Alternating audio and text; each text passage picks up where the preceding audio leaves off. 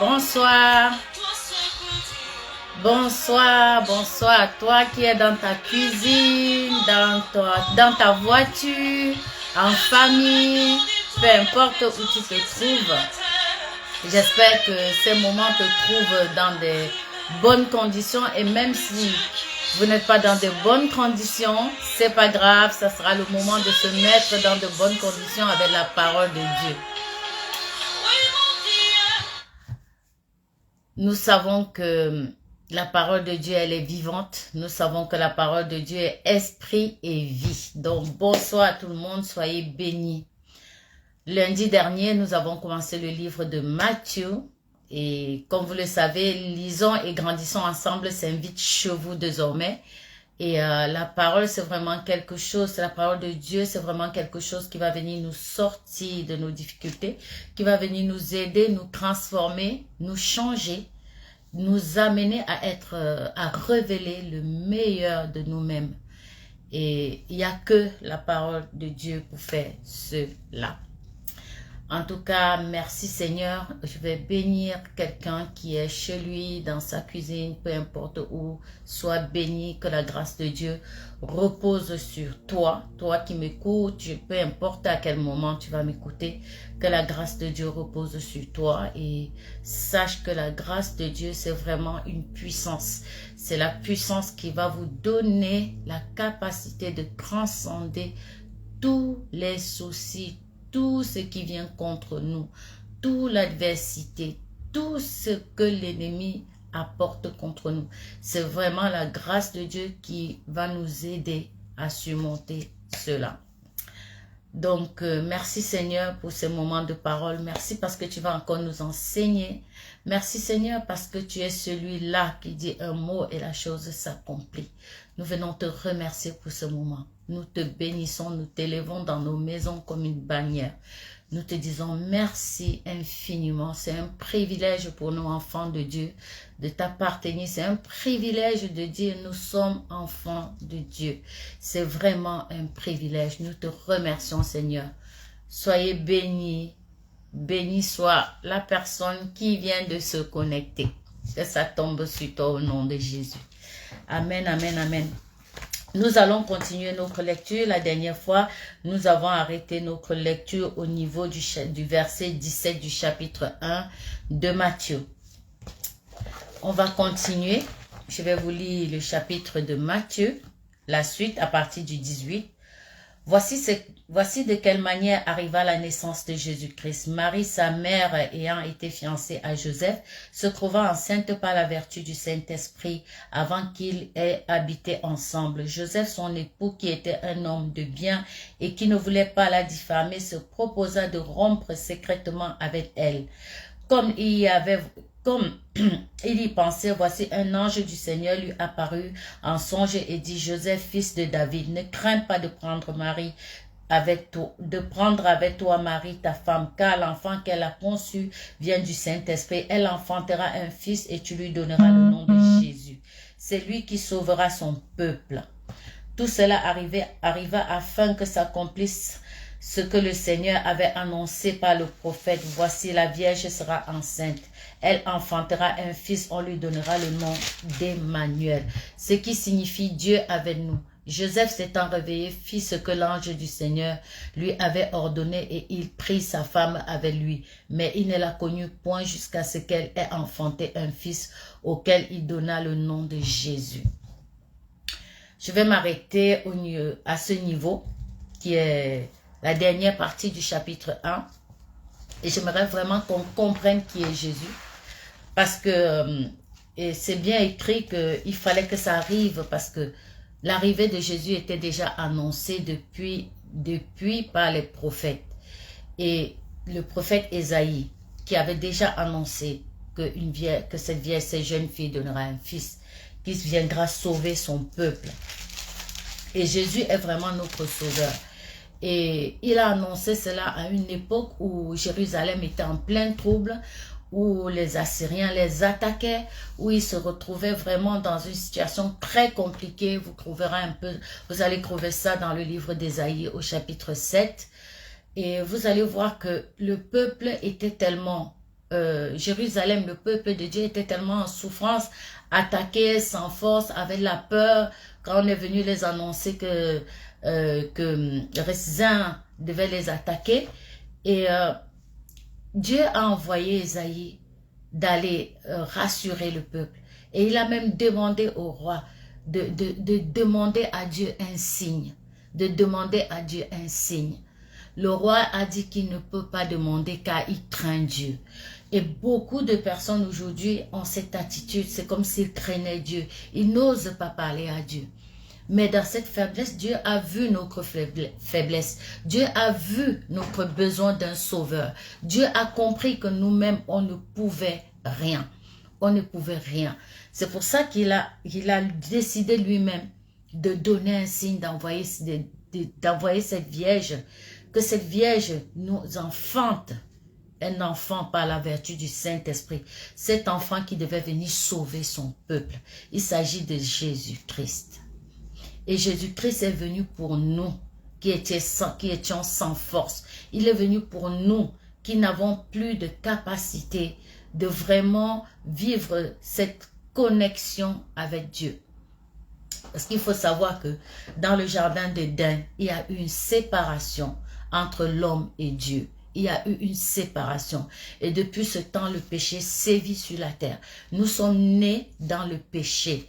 Même un enfant qui vient de naître est pécheur parce qu'il est né dans le péché. C'est le péché adamique qui sévit en nous. Cette séparation de Dieu nous a entraînés dans la mort. Et cette mort sévit jusqu'aujourd'hui de génération en génération.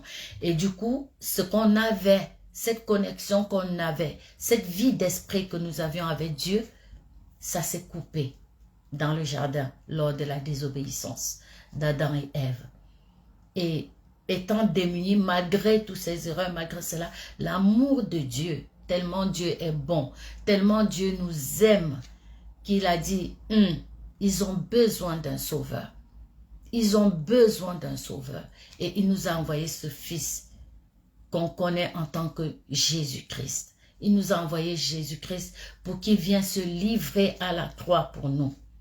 Et ce sauveur, il devait nous sauver, pas en venant sur un cheval blanc avec, non. Il est venu nous sauver en se sacrifiant.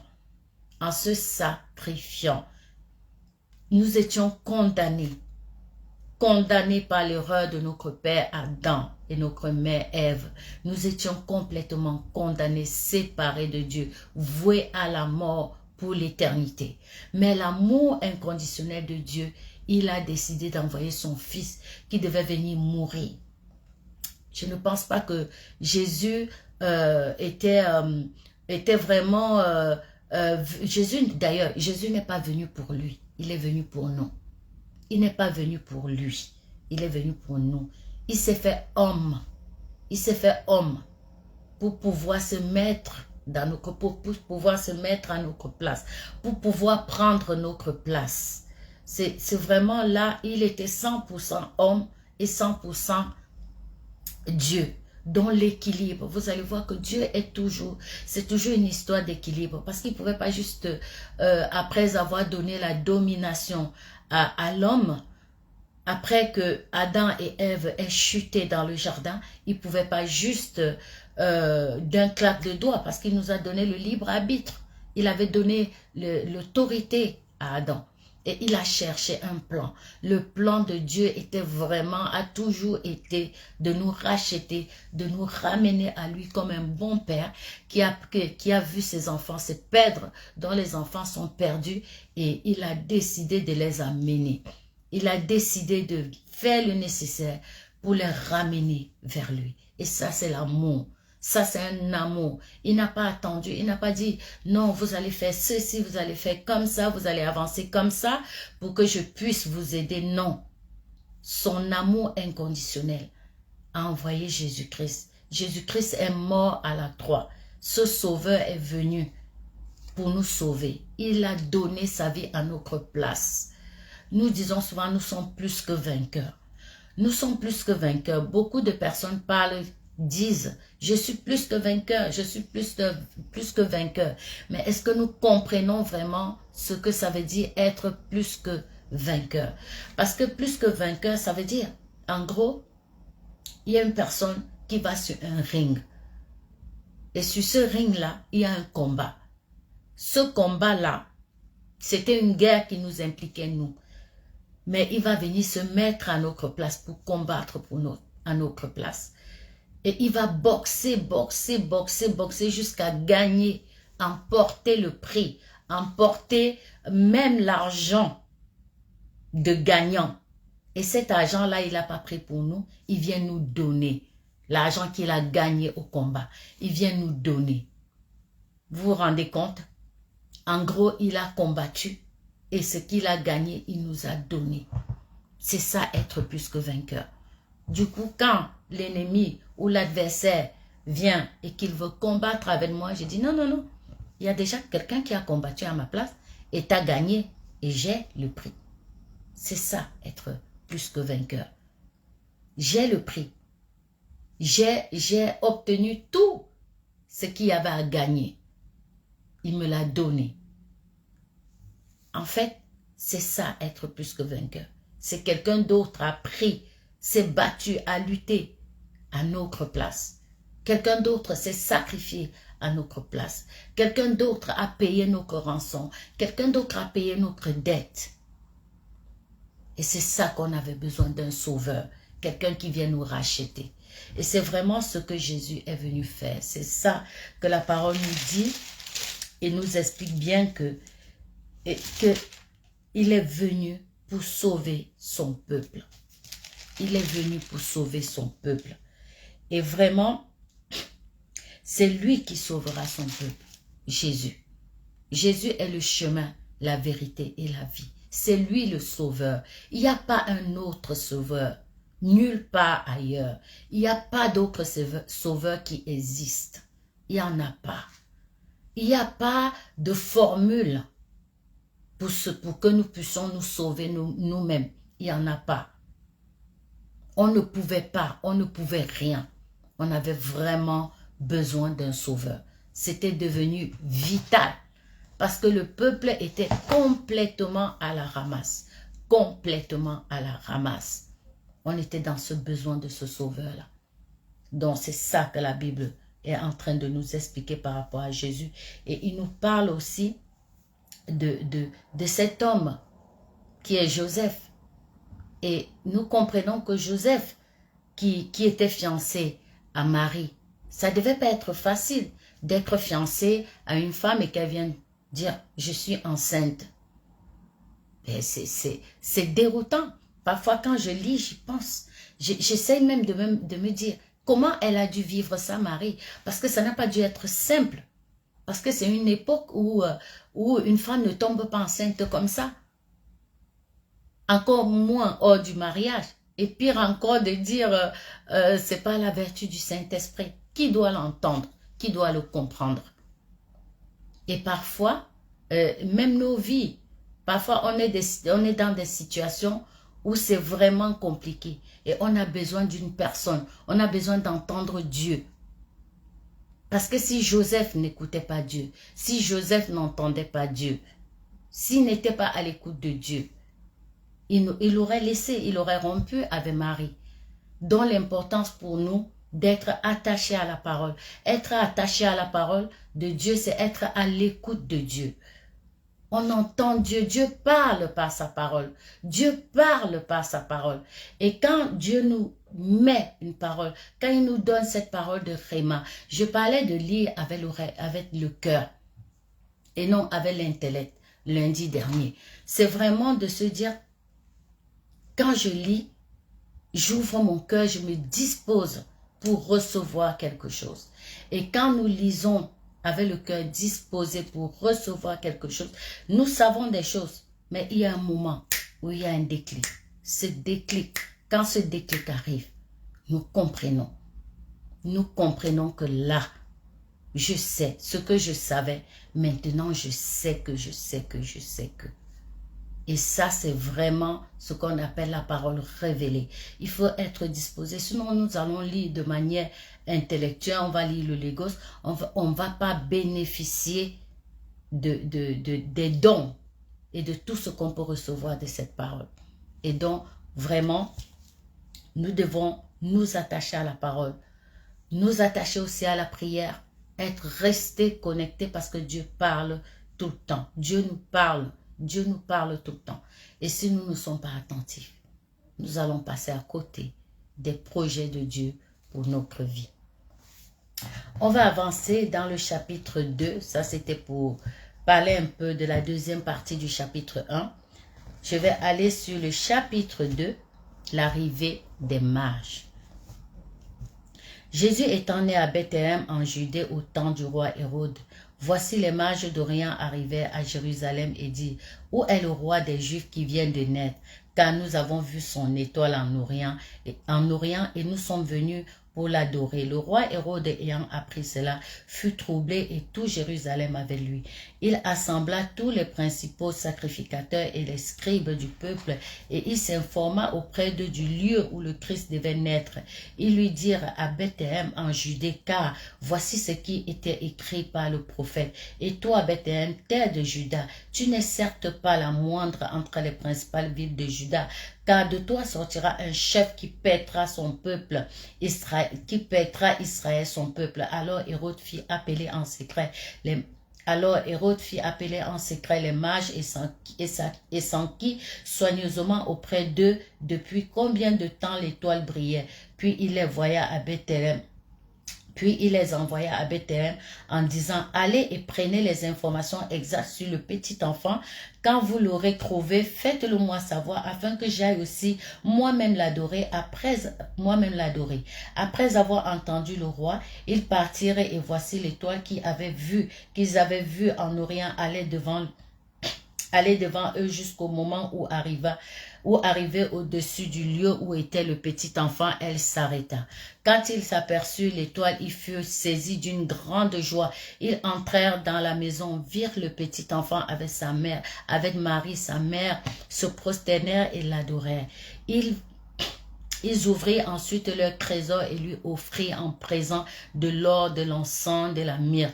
Puis, divinement avertis en songe de ne pas retourner vers Hérode, ils regagnèrent leur pays par un autre chemin.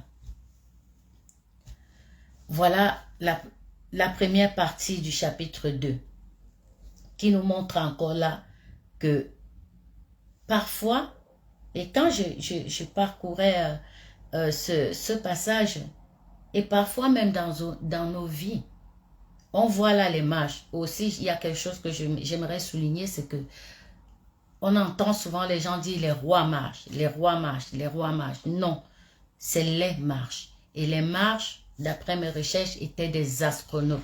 Ce n'étaient pas des rois. Les mages étaient des astronautes parce que la Bible ne note pas que c'était des rois. Il dit des mages.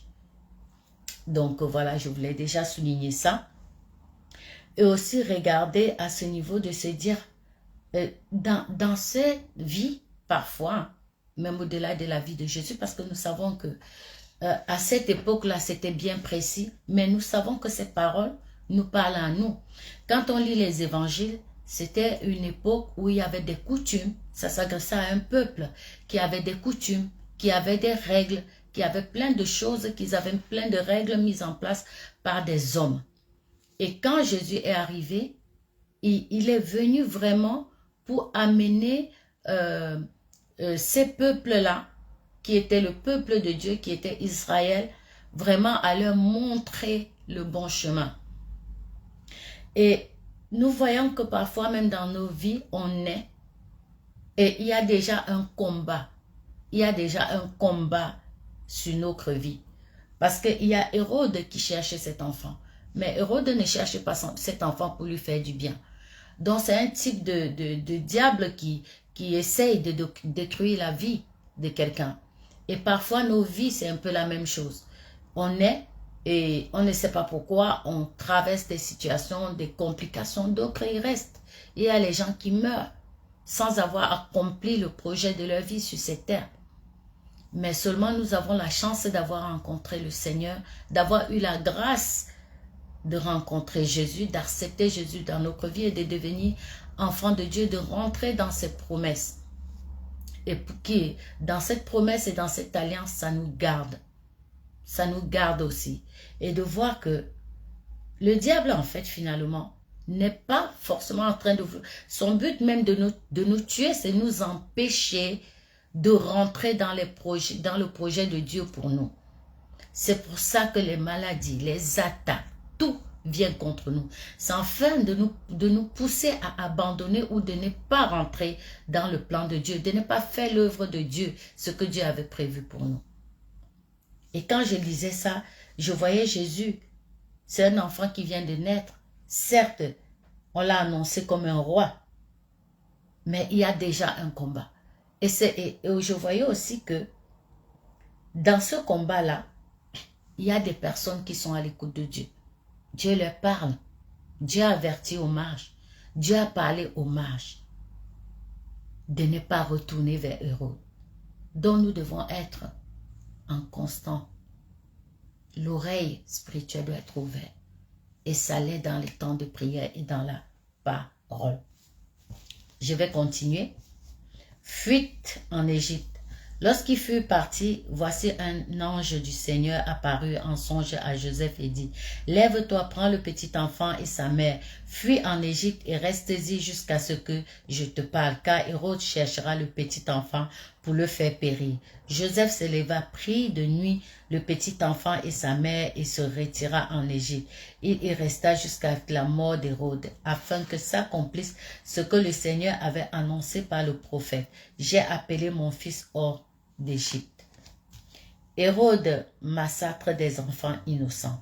Alors Hérode, voyant qu'il avait été joué par les mages, se mit dans une grande colère et il envoya tuer tous les enfants de 2 ans et au-dessus qui étaient à Bethléem et dans tout son territoire selon la date dont il s'était soigneusement enquis auprès des mages.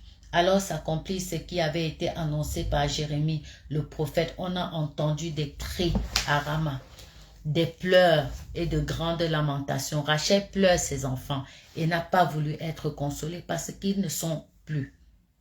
Retour de Joseph et établissement à Nazareth.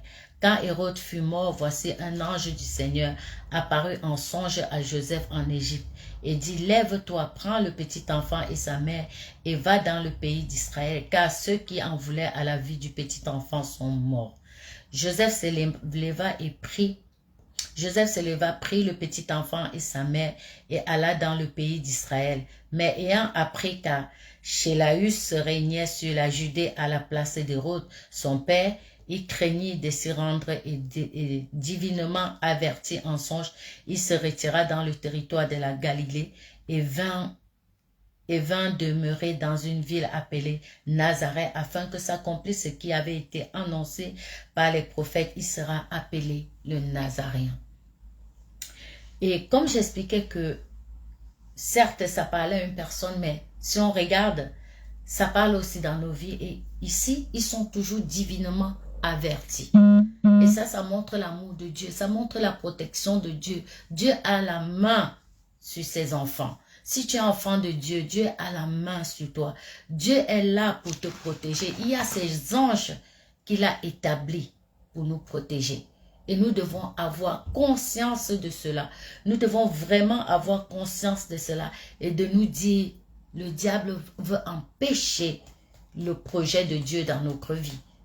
Et de se dire aussi que c'est pas parce que on a des difficultés, c'est pas parce que en faisant quelque chose ou un projet que Dieu nous met à cœur, c'est pas parce qu'on rencontre des situations, c'est pas parce qu'on traverse des problèmes, des situations difficiles, ce n'est pas le baromètre qui vient justifier ce que Dieu fait dans votre vie.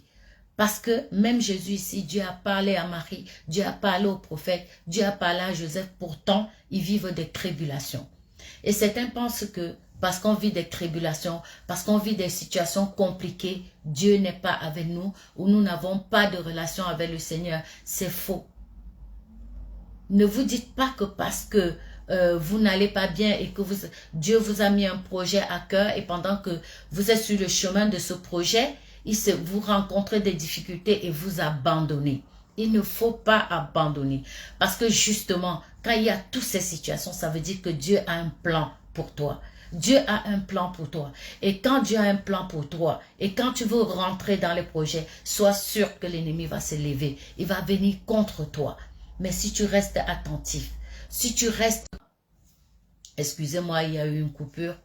La connexion a un petit souci.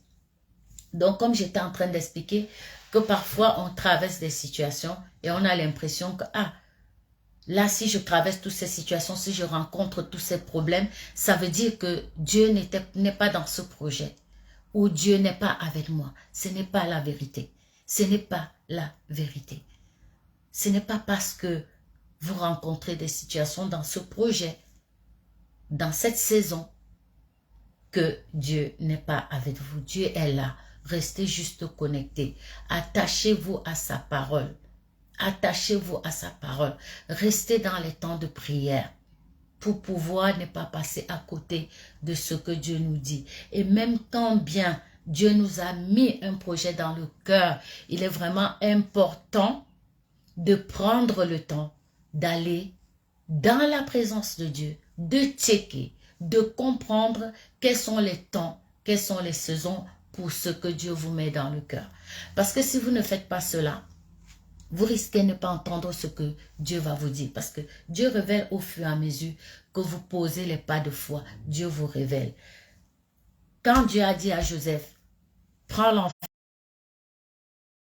Dieu a dit à Joseph, prends l'enfant et pars. Il a pris l'enfant, il est parti. Depuis que Dieu lui a dit de prendre Marie, vous voyez qu'il rencontre des situations. Elle va accoucher, il va fuir en Égypte. Après avoir fui en Égypte, il va revenir, mais Hérode a un héritier et lui aussi, il le craint parce que l'enfant est toujours en danger. Donc, vous voyez qu'il est dans un projet divin. Il porte le projet divin, il porte le projet parce que Jésus était l'enfant, mais c'était le projet de Dieu pour nous racheter, pour racheter l'humanité. Jésus était ce projet-là pour racheter l'humanité. Et parfois, Dieu vient mettre des projets dans nos cœurs. Et le problème, c'est que l'ennemi vient contre nous et on abandonne. On abandonne. Il ne faut pas abandonner. Les problèmes que nous rencontrons à travers les projets, à travers ce que Dieu nous met sur le cœur, ne veut pas dire que Dieu n'est pas avec nous et que Dieu n'est pas dans ce projet. Dieu est dans ce projet. Je m'adresse à une personne qui a reçu vraiment de faire quelque chose, d'entreprendre quelque chose, que ce soit auprès de sa famille, que ce soit dans l'entreprise, mais en tout cas un projet. Et les tribulations, les situations s'élèvent et cette personne veut abandonner en se disant que si elle rencontre toutes ces difficultés, c'est parce que Dieu, et elle s'est peut-être trompée et que Dieu n'est pas dans son projet. C'est faux. Dieu est dans ce projet. Dieu est dans ce projet dont tu te trouves. N'abandonne pas. N'abandonne absolument pas. Continue. Il y aura des tribulations. Même Jésus va vivre des situations. Voilà Joseph qui a le projet du plan de l'humanité. Mais il rencontre des difficultés. Il doit fuir.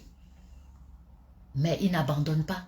Il n'abandonne pas Marie en disant, est-ce que c'est même sûr que c'est vraiment le Fils de Dieu? Je risque ma vie. Non, il n'abandonne pas. Il s'accroche. Il s'accroche, il s'accroche, il s'accroche. Et nous devons faire pareil. Nous devons nous accrocher. Nous devons continuer à suivre, à rester sur le chemin, à aller dans la présence de Dieu, afin que Dieu nous donne plus d'instructions. Parfois, Dieu vient nous parler sur un projet et on démarre directement le projet. Et parfois, on rentre dessus parce que peut-être ce n'était pas le moment. Je le dis parce que je suis passée par là. J'ai reçu des projets que Dieu m'avait mis sur le cœur. Mais parce que il m'a manqué la sagesse et la connaissance à ce moment-là de me dire, d'aller auprès de Dieu demander comment ça va se dérouler. Je commence par quoi? Qu'est-ce qu'il faut faire avant? Qu'est-ce que je dois mettre en amont, en place, afin de pouvoir mener à bien ce projet que tu me mets à cœur. C'est ce que nous devons faire en amont à chaque fois que nous recevons un projet de Dieu qui vient s'imprimer dans notre cœur. Prenons le temps d'aller dans la présence de Dieu, de l'écouter. Vous voyez, même à cette époque-là, Dieu parlait déjà. Parce que Joseph entendait Dieu. Même les marges ont entendu Dieu. Donc, prenons la peine de toujours aller travailler ce projet auprès de Dieu et écouter ses instructions et noter et aller étape à étape. Et ça va vous éviter beaucoup de douleurs. Ça va vous éviter, ça ne veut dire pas que tout sera parfait. Ça ne veut dire pas que vous n'allez pas rencontrer des situations au cours de ce projet. Non, ça ne veut dire pas cela. Mais seulement vous allez vous limiter, vous allez limiter les dégâts, vous allez limiter les difficultés qui sont liées à ce projet. Donc, voilà un peu ce que je voulais partager avec vous ce soir, en plus de cette lecture du chapitre 2 de Matthieu. Je vous souhaite une bonne soirée, soyez bénis en espérant que vraiment il y a une parole qui vous a béni à travers ces temps de lisons et grandissons ensemble. Nous allons nous retrouver mercredi à 20h30 pour lisons et grandissons ensemble, mais nous allons travailler avec le livre de la Genèse que nous avons commencé mercredi dernier. Que la grâce de Dieu repose sur vous. Je vais prier vraiment que le Seigneur relève une personne qui a reçu le projet de Dieu dans son cœur et qui s'est levé par amour pour Dieu et qui s'est retrouvé dans des difficultés, qui a rencontré vraiment des Goliaths en tout genre et qui l'a renversé. Je viens prier, je viens déclarer que tu te relèves, que les erreurs, même si tu t'es trompé dans ce que tu voulais faire et que ça ne s'est pas passé comme tu voulais, ça ne veut dire pas que cette chose ne doit pas avoir lieu. Il faut que je déclare que tu te relèves. Je déclare que tu te lèves et que tu te tiens debout parce que c'est pas parce que tu as échoué là maintenant que tu as perdu ta valeur. Tu as toujours de la valeur. Devant les dieux, tu as toujours de la valeur. Les hommes peuvent te renvoyer le contraire, mais ne l'oublie pas. Tu as de la valeur. Tu as de la valeur. Et je déclare que tu te relèveras et que tu porteras ce projet jusqu'au bout, dans le nom puissant de Jésus-Christ. Soyez bénis, que la grâce de Dieu, qui a une puissance, nous aide à pouvoir transcender tout ce qui vient contre nous. Soyez bénis.